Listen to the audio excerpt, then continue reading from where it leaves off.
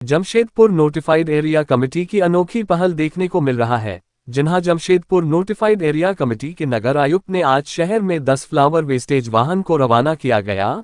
ये सभी वाहन शहर के सभी पूजा पंडाल से फूलों को एकत्रित करेंगे। साथ ही इन फूलों से खाद बनाने का काम जमशेदपुर नोटिफाइड एरिया कमेटी करेगा।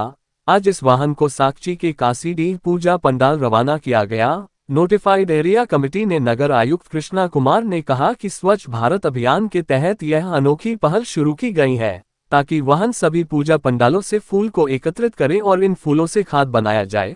उन्होंने कहा कि आस्था भी इससे जुड़ी हुई है। पहले पूजा के फूलों को इधर उधर फेंका हुआ दिखता था, मगर अब पूजा के फूलों को एकत्रित कर इन फूलों से खाद बनाया जाएगा। साथ ही जो भी पंडाल स्वच्छता को अपनाएगा और पंडालों को साफ सुथरा रखेगा, उन पंडालों को पुरस्कृत किया जाएगा।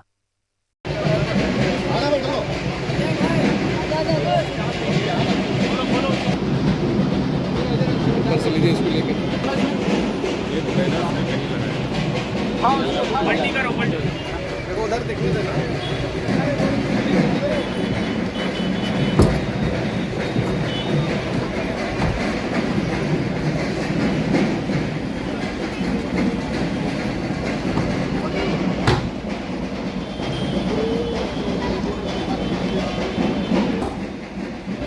साइड से लगता है छोटा वाला।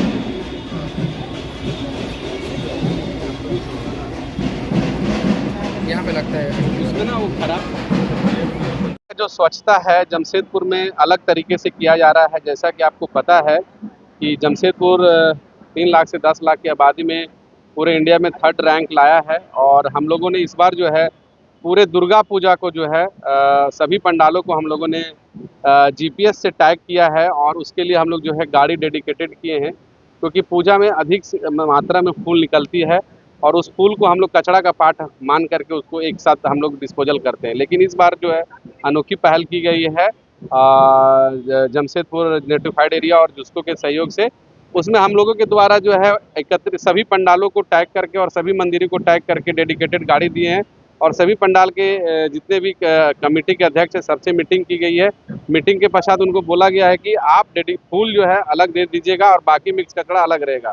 तो हम लोग इस बार जो है फूल जो कचरा का पार्ट बन जाता था और लोगों का जो आस्था है वो कम हो जाता था, तो उसको हम लोग को है सेग्रीगेट कर रहे हैं, अलग से ले करके इसको हम लोग जो है खाद बनाने का प्रयास किया जा रहा है। इस बार जो है तकरीबन हमारे पास 87 पंडाल हैं और एक गाड़ी जो है 14 पंडाल को कवर करेगी। तो ये तकरीबन ऐसी व्यवस्था इस बार जो हम लोग लागू किए हैं कि फूल को इस बार जो है कचरा का पार्ट नहीं बल्कि जो आस्था से जुड़ा हुआ चीज़ है उसको हम लोग जो है अलग तरीके से कंपोस्ट बनाएंगे।